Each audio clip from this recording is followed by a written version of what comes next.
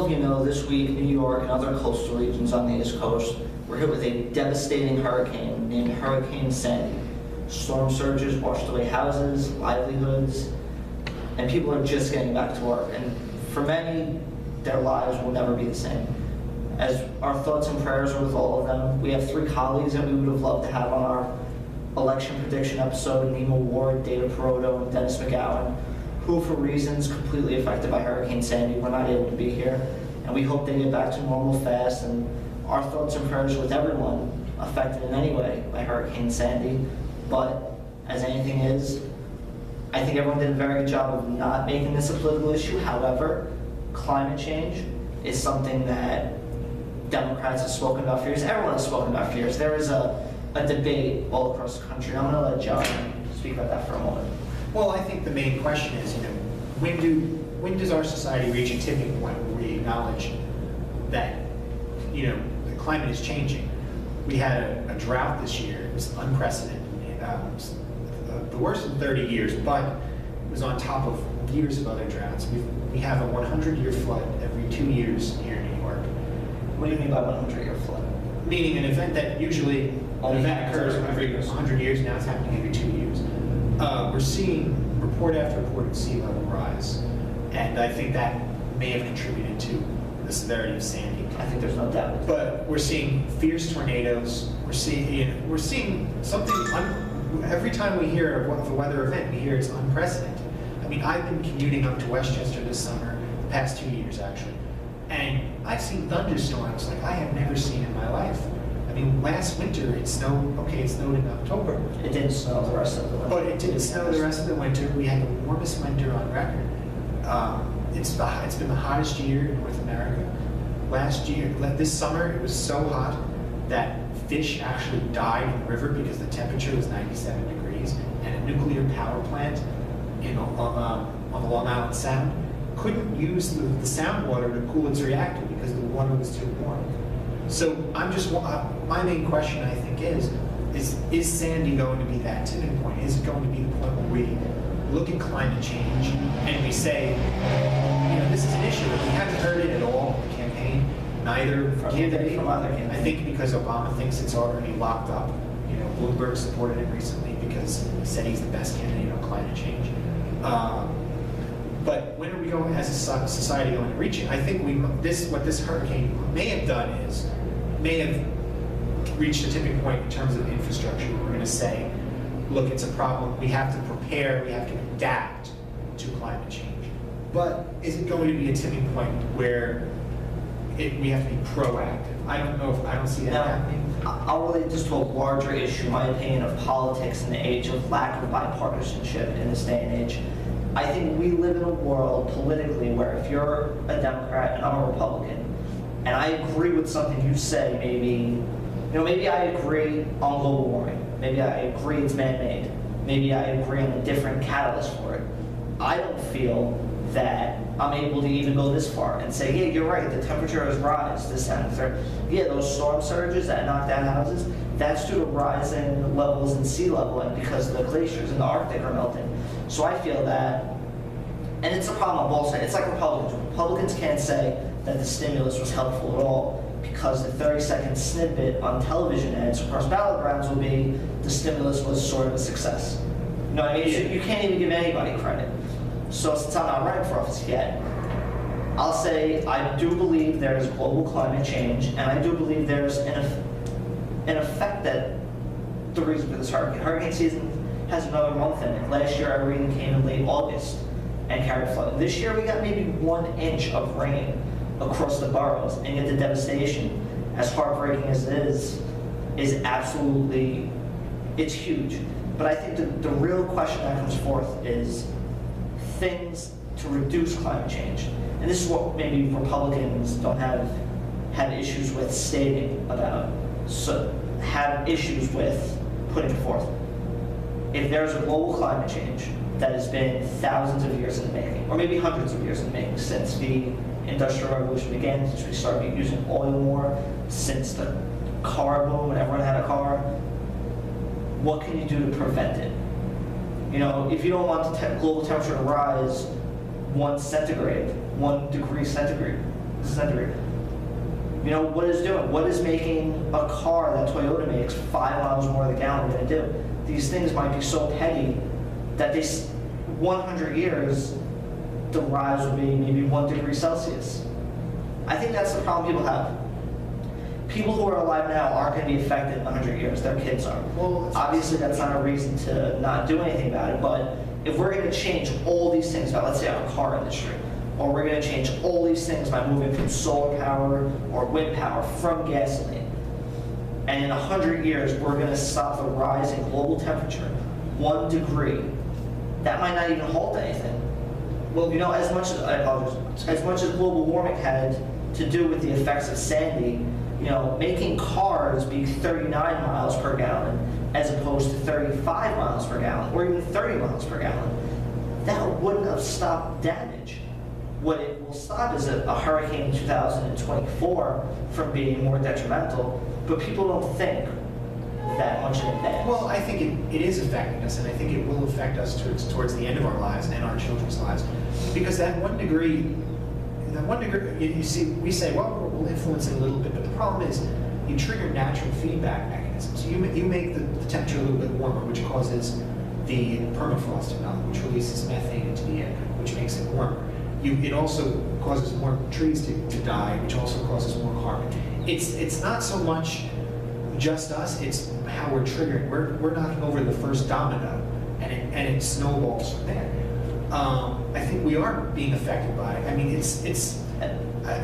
but the problem is, we have a party that outwardly says it's a hoax. We can agree. We can disagree on the solution to climate change, but we have to agree on the problem first. You do have a group of people who their beliefs are that global warming is a hoax. But as I previously just said, listen, I'm a moderate Republican. I do believe in climate change. I'm a big fan of Dame Margaret Hoover, who believes that there is a global climate change. But as stated, I want to know what things that will cost jobs. Short term, cost jobs. Destroying the coal industry, cost jobs. Sometimes cars, more miles per gallon, cost jobs. So short term, how that will affect it.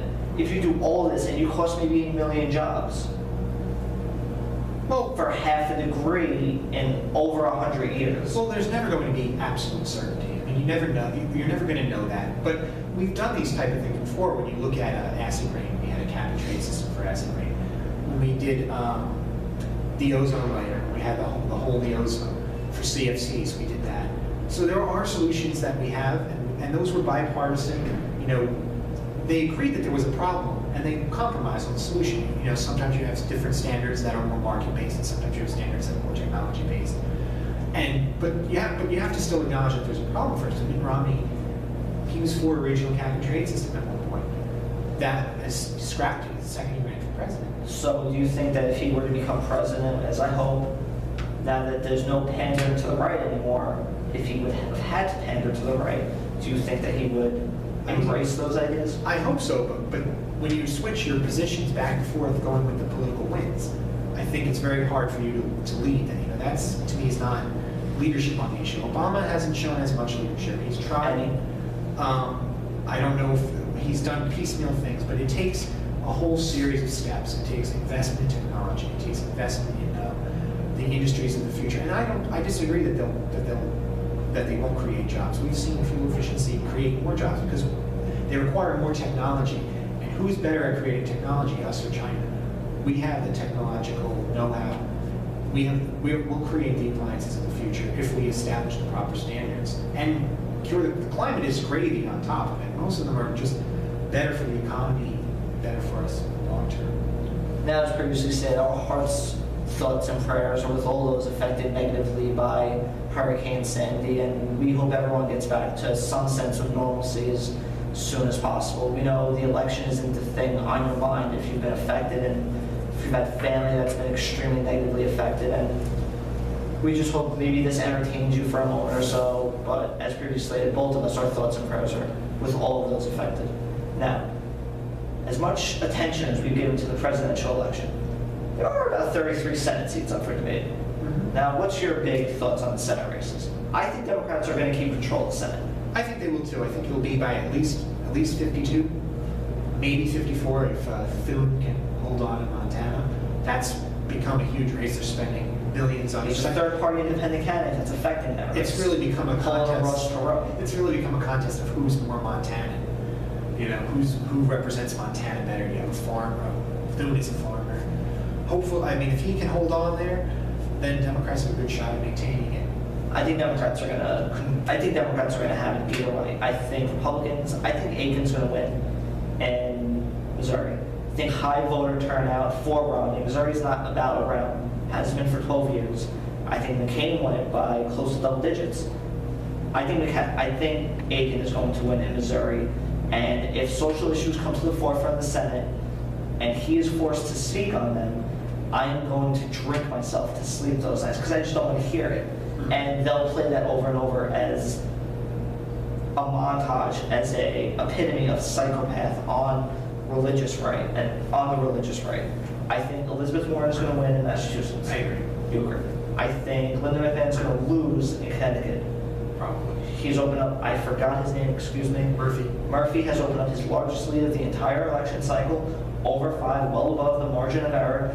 I think Pennsylvania is where a bellwether of the worst case scenario for Democrats, where it's 11 o'clock and we're at, 50.4 to 49.6 in the presidential election because a self-funded businessman, Casey, outside chance to win that one in Pennsylvania. Murdoch's going to win in Indiana, I believe. Even in light of he's trailing the polls. He's trailing the polls. It's his last. I think it's going to be close. Romney did come mad for him, obviously before those comments were made. Nelson's going to win in Florida. Look for certain things to be affected by other races. Look for Obama to maybe get that extra leap in states like Minnesota and Michigan. The Minnesota Senate race, I don't even know the names. I know the Democrats up by 33 in the polls. So look for that maybe, and look for that ground game of that candidate who hasn't had the debate, who hasn't had to sweat for a moment to help Barack Obama win in Minnesota. Because you don't send Bill Clinton to Minnesota because it's safe. You send him there because you're a little worried. You don't cut ads in Pennsylvania if you're Romney because you don't have a shot. You go there because you feel like you have a shot. And you know what? Two together, that helps. Barney Frank, the Democrats are going to hold on to his district in Massachusetts. Say if he's going to be retired from the Senate to become a political pundit, as he stated, Mia Love is going to win in Utah. She's up by 12 over the incumbent. Yeah. And she is a rising star, an African-American mayor of Salt Lake City. Look for her to possibly take the next step and be in a larger race, such as Senate, possibly even governor, over the next couple of years. Now, one very important thing, this is what true political junkies talk about is, we're all going to be debating this Wednesday morning, is who the front runners are. Many liberals who love Obama For the next election. Many Democrats that love Obama, much to their chagrin, Obama cannot run for a third term for the presidency. Therefore, if Obama were to win, who is your front runner? And there's going to be $1 billion to spend on primaries in 2015, early 2016. Who's your front runner going forward for the Democratic Party? Well, I think we have a couple. I think it's not clear at this point. I'd like to see Elizabeth Warren run. I think she'd bring a lot of interesting. She'd make the race a lot more interesting because she's a woman. She's got an amazing career in terms of challenging the financial sector. I think she is a real person of the people. She would be a real liberal's dream.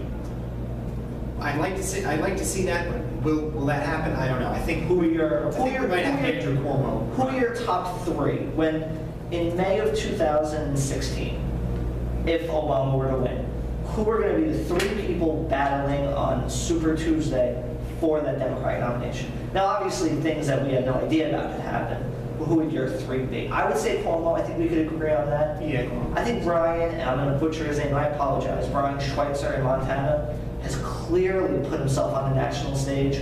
Great speech in 2008, very good speech in 2012 at the Democratic National Convention. And I do think Elizabeth Warren there. I think Deval Patrick in Massachusetts. Governors generally tend to. What about on the Republican side? I think Chris Christie is your your number one seed as of sort for 2012. I think he's bipartisan. I think he believes in civil unions.